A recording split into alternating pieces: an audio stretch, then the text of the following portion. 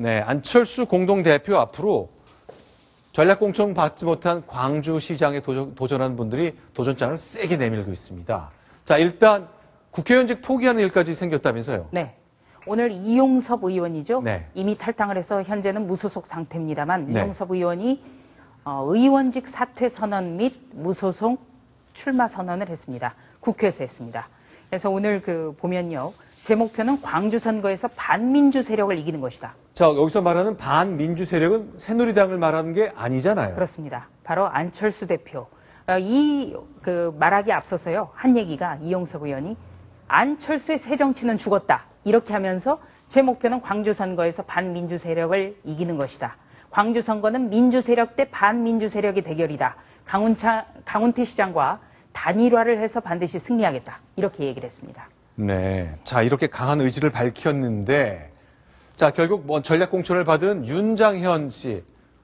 역시 좀 반론이 있겠습니다. 아니, 네. 왜 내가 전략공천 받은 거 가지고 왜 이렇게 시비를 거느냐, 이런 생각을 할 법도 한데요. 오늘 자신의 생각을 내놨죠. 네. 자, 윤장현 새정치민주연합의 광주 후보의 얘기를 좀 들어봤으면 좋겠습니다. 직접 저희가 말한 걸 준비했는데, 이걸 좀 준비해 보겠습니다. 네. 네. 같이 볼까요? 중앙당이 새로운 정치의 지형을 광주에서 열겠다는 전략적인 판단을 한 것이지 정략적 공천이라고는 생각지 않는다. 김영삼, 김대중 대통령 시절에도 소외된 자와 약자, 새로운 인물 수혈을 위해 전략 공천이 정당하게 가능했다. 그러니까 어떤 광주에서 새로운 정치의 지형을 열기 위해서 전략 공천을 받은 거다. 정략 공천이 네. 아니다. 이렇게 주장을 했습니다. 오늘 윤장현 후보와요. 네. 후보와 강훈태 현 시장 그리고 이용섭 의원 세 사람 모두 예비 후보 등록을 했습니다. 아, 그러니까 3자 대결로 가다가 대결로 네. 진행을 하게 되는데요. 네. 이제 관건은 이용섭 의원과 강훈태 시장이 과연 단일화를 할 수 있을지입니다. 자, 지금 아까 보면 이용섭 전 의원이 되나요? 아직 형식적으로 이제 의원직을 유지하고 있습니다만 이게 현지의 여론이고 이게 순리다. 반민주 세력을 꼭 이겨야 된다. 안철수 의원이 정치를 시작한 지 한 2, 3년 됐는데 이제는 반민주 세력이라는 말을 듣는 상황이 왔네요. 단일화 한다고 봐야 되겠죠? 글쎄요. 근데 그건 좀 봐야겠습니다. 왜냐면요. 이용섭 의원과 강훈태 시장 네. 두 사람은 전남 한평에 있는 학다리고 선후배입니다. 아, 전남 한평의 학다리 고등학교 선후배. 예. 네. 선후배지만 2010년 한번 광주시장 경선을 놓고 갈등이 폭발을 했고요. 네. 두 사람이 워낙에 치열하게 싸워서 네. 과연 이 두 사람이 단일화를 할 수 있을지 네. 이거는 좀 지켜봐야 된다. 양보 형식의 단일화는 없을 것으로 예상하시는 것 같군요. 네. 그래서 이제 결과적으로 3자 대결로 끝까지 된다면 윤장현 후보가 유리해질 것은 분명하기 때문에 네. 두 사람이 선거 막판이라도 단일화를 하지 않겠느냐 네. 이런 관측이 있지만 두 사람이 그동안 서로에게 퍼부어왔던 공세라든지 네. 감정의 골을 깊이 들여다보면 단일화는 어려울 거다. 이런 네. 관측도 만만치 않습니다. 아, 그러면 3자 대결로 가면 역시 윤장현 후보가 당의 공천을 받았기 때문에 상대적으로 지지율은 현재로선 15%라지만 더 올라갈 수 있잖아요. 네. 결과를 전혀 예측할 수 없겠네요. 그리고 중요한 건요. 바로 네. 이 지역이 광주라는 겁니다. 네. 광주. 바로 2002년 대선 때 지지율이 한참 뒤처져 있던 노무현 후보를 네. 바로 끌어올린 노풍의 진원주입니다. 네. 광주 분들은요. 어떤 택시기사분들도 어지간한 정치부 기자보다 훨씬 낫습니다. 그래서 저는 이 그렇습니까? 광주라는 데 좀 주목을 하고 있습니다. 네. 강훈태 현 시장은 현 시장이지만 공천을 받지 못했고요. 네. 또 이용섭 의원의 경우에는 광주 지역의 재선 의원이지만 광주 지역의 동료 의원들로부터 지지선언을 받지 못했습니다. 자, 그러면 당내에선 과연 안철수 공동대표의 전략공천 선택을 어떻게 볼까? 우군이 좀 필요한데요. 그동안 저희가 이야기는 대통령 선거를 치르는 과정에 손학규 상임고문과 안철수 의원은 좀 굉장히 생각을 비슷하게 하고 있다라고 여겼는데 꼭 그런 것만은 아닌 것 같습니다. 오늘 손학규 대표가 이렇게 일침을 가했습니다. 광주의 전략공천은 분명 잘못된 거고요. 특히 이게 광주기 때문에 우리 민주주의의 본산이라고 할 수 있고 우리 민주당의 모태라고 할 수 있는 광주에서 우리 당의 민주주의의 문제다. 상당히 심각한 문제다 이렇게 생각합니다.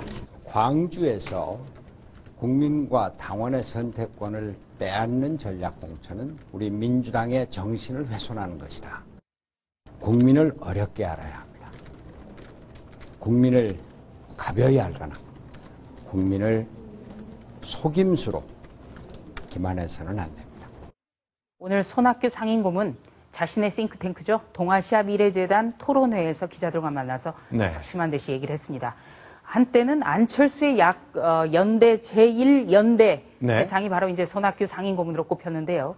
일단 안철수 공동대표가 같은 당 안으로 들어오면서 이제 대선 주자를 놓고 또 자웅을 가려야 하기 때문에 견제심이 발동이 된 것 같고요. 또 그걸 떠나서 안철수 공동대표 어제도 말씀드렸지만 황금 연휴 바로 직전인 지난주 금요일 날 밤 11시에 또 그것도 국회 본회의장에서는 기초연금법 수정 법안이 통과되느냐 마느냐를 가지고 굉장히 그 언론의 관심이 그쪽으로 쏠려 있었습니다. 그때 이 전략공천을 발표했기 때문에 굉장히 좀 문제가 많았죠. 그 타이밍과 관련돼서는 안철수 공동대표가 뭐라고 아직 설명한 거 없죠? 안철수 공동대표 측에서는 뭐 연락이 없었습니다만 오늘 그 새정치연합의 많은 당직자들이 어제 뉴스탑10을 잘 봤다고 전화가 많이 왔습니다. 그랬습니까? 그러니까 그런 점이 참 미숙했다. 그런 점은 자성해야 된다. 이런 점을 말하고요. 그러니까 전략공천이라는 거는 김영삼, 김대중 대통령 때도 반드시 있었기 때문에 또 어떤 꼭 필요한 인재를 수혈하기 위해서는 필요합니다. 그런데 그 절차가 투명하지 못했다는 거, 또 상대가 이미 있었음에도 불구하고 설득하지 못했다는 거, 그게 잘못됐다는 겁니다. 절차를 잘 지키지 못하고 설득에 실패했다는 것, 이것이 이제 안철수 당 공동대표가 가져야 될 앞으로의 넘어야 할 큰 산인 것 같습니다. 당내에서요, 물론 비판적인 얘기가 많지만 그래도 역성분이 있긴 있었습니다. 최재성 의원인데요, 광주의 전략공천 잘못됐다고 따끔하게 말은 하면서도 이렇게 안철수 공동대표를 이해하려고 노력했습니다. 같이 들어보시겠습니다. 안철수 대표께서는 어차피 국민만 바라보고 정치를 하시고 그를 통해서 국민의 공감을 얻을 때 성공하는 정치를 할 수 있는 뭐라 그럴까요? 운명과 같은 것이 있는 환경을 가진 분이라고 생각을 합니다. 네, 그렇군요. 안 대표께서도 사람 심기를 통해서 뭐 정치를 하겠다 이런 생각은 저는 전혀 안 하시고 계시다고 봅니다. 민주연합의 대체적인 의원들 반응이 이렇습니다. 그러니까 못마땅하지만 분명히 절차는 잘못됐지만 여기서 안철수 대표가 거꾸로지면 우리는 소중한 대선 후보 한 사람을 잃게 된다. 이런 판단 작용을 하고 있습니다. 그런 분위기를 아주 압축적으로 보여주는 것이 최재성 의원의 발언이었군요. 사람 심기를 했다고 믿고 싶지는 않다. 자, 그럼 이렇게 광주 얘기는 좀 일단락을 해보겠고요. 사실 새정치민주연합은 광주보다도 울산도 오늘 하루 종일 시끌시끌했습니다. 다 이유가 있죠. 김민찬 기자가 좀 간단히 그 점을 설명해 주시죠. 어제 있었던 일입니다. 이제 어제 울산시장 선거에 출마한 야권 후보 이제 3명이 갑자기 이제 야권 후보 단일화에 합의했다고 기자회견을 열었습니다. 후보 등록일 15일 이전까지 100% 여론조사를 통해서 후보를 단일화하겠다 이렇게 기자회견을 했는데. 자, 그러니까 지금 새정치민주연합이 종북 논란으로 시끌시끌했던 통합진보당, 정부에서는 정당 해산까지 청구한 곳과 손을 잡겠다는 얘기잖아요. 네, 그렇습니다. 근데 이게 새 후보의 합의가 중앙당의 원칙이나 뭐 입장과는 배치되는 것이어서 더욱더 논란을 낳았습니다, 사실상. 그러면 이제 당사자가 이상범 울산시장 후보인데요. 새정치민주연합의 이상범 후보가 과연 이 상황을 어떻게 설명하는지, 우리가 왜 통합진보당과 손을 잡으려 했는지에 대한 설명을 오늘 부랴부랴 내놓았습니다. 같이 한번 보시겠습니다. 통진당의 그 노선을 지지하지 않지만은 울산에서 통진당이 그동안 제1야당의 위치를 점해왔기 때문에 그 통진당을 지지했던 사람들의 의견은 존중돼야 된다고 생각하고 그분들을 하나로 합치기 위해서 그런 논란에도 불구하고 여러 가지 부담을 안고 후보인 제가 결단을 내렸습니다. 상의를 하지 못했습니다. 사실 이걸 상의한다 하면은 중앙당에서 공식적으로 허락할 수가 없겠죠. 지방자치 선거이기 때문에 지방자치단체장의 후보가 이 지역 실정에 맞는 이런 단일화 결정을 제가 스스로의 소신을 가지고 결정을 한 겁니다.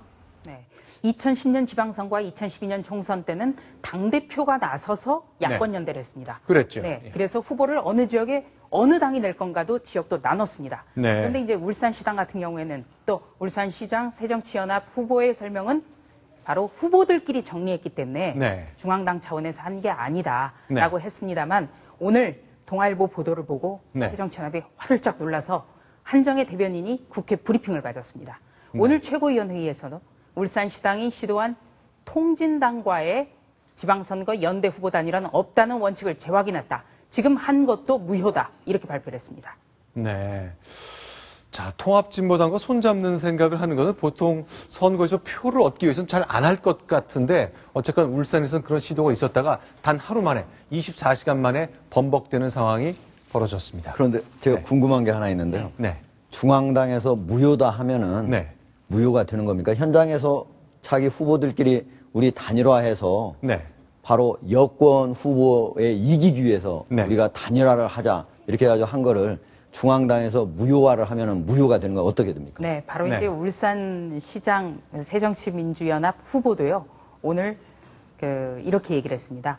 세 네. 사람이 합의가 됐기 때문에 네. 내가 혼자서 번복할 수는 없다. 네. 좀 지켜보겠다. 여지를 아직까지 남긴 거죠. 네. 자, 어제 세 후보가 모여서 딱 사진 한 장 찍었더라고요. 그래서 이렇게까지 진행되나 싶었는데 어쨌건 24시간 만에 번복이 됐는데 통합진보당하고 손잡는 일이 이렇게 위험천만한 일이 됐다는 것 울산의 후보는 잘 몰랐던 모양인지 어쨌건 그런 결정이 나왔다 번복된 상황 확인했습니다.